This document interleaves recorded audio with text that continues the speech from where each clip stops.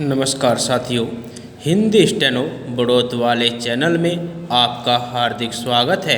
आज के डिक्टेशन रामधारी गुप्ता खंड 2 से प्रतिलेखन संख्या 87 90 वर्ड पर मिनट की स्पीड से होगी।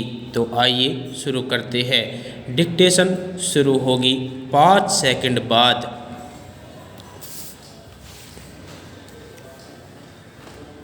स्टार्ट।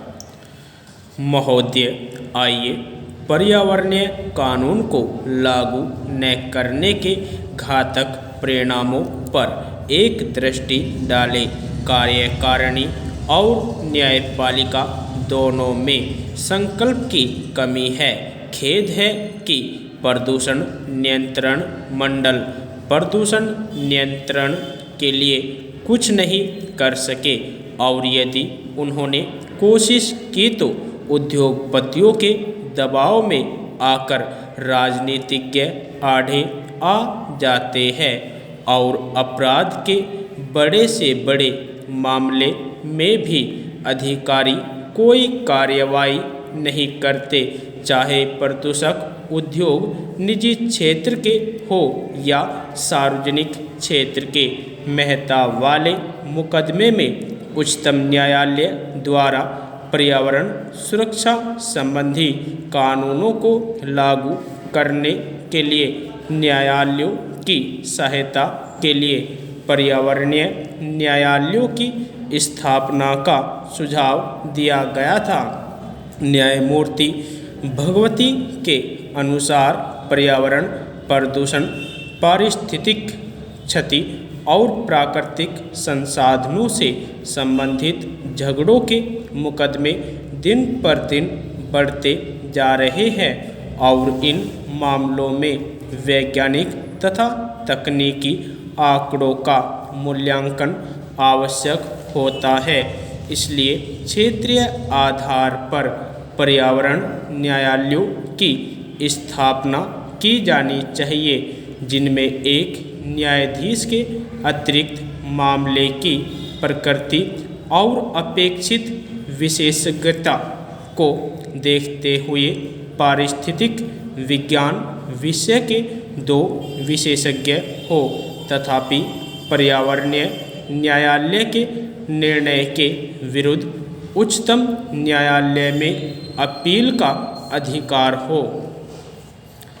प्रदूषक उद्योगों में शक्तिशाली निहित स्वार्थों के कारण श्रीमती मेनका गांधी, पूर्व पर्यावरण एवं वन मंत्री, भारत सरकार के समर्थन के बावजूद इस प्रस्ताव पर कार्रवाई नहीं की गई।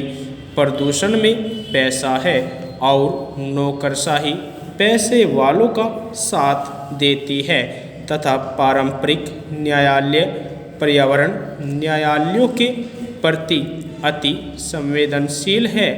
पर्यावरण विज्ञान उनके लिए यह एक नया विषय है। न्यायालयों के इस विषय से अनभिज्ञ होने से हानि होती है और नकारात्मक दृष्टिकोण के कारण न्यायाधीश ऐसे मामलों में यथास्थिति बनाए रखने, स्थगन आदेश देने या मुकदमा खारिज करने जैसा आसान तरीका अपनाते हैं।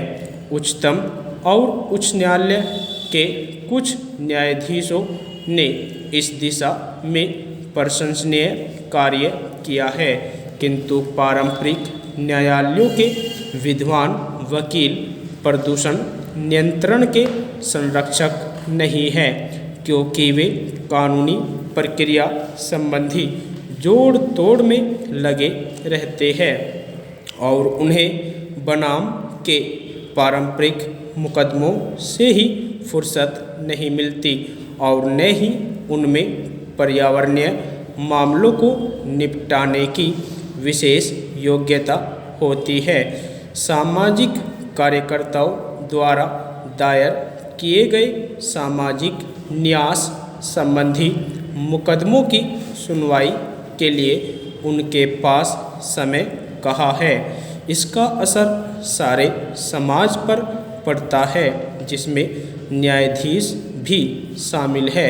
अन्य लोगों की तरह उन्हें भी दूषित वायु में सांस लेना पड़ता है, प्रदूषित पानी पीना पड़ता है, वनों की कटाई और रेगिस्तान का वे भी रोना रोते हैं और प्रचुर मात्रा में उपलब्ध अनेक नैसर्गिक लाभों से वंचित रहना पड़ता है। लेकिन प्रकृति का आनंद लेने के लिए कवि जैसा संवेदनशील हृदय होना चाहिए, जो जीवन की कविता से परिपूर्ण हो, जिसमें विश्व बंधुत्व की भावना, प्रकृति से एकात्मकता और प्रत्येक मानव के जीवन के अधिकार के प्रति प्रेम हो। कभी कभी न्याय करने वाले को न्याय और उसके विविध आयामों की जानकारी नहीं होती। यदि आपको डिक्टेशन अच्छी लगी हो तो हमारे चैनल को सब्सक्राइब करें तथा वीडियो को लाइक व शेयर भी करें। धन्यवाद।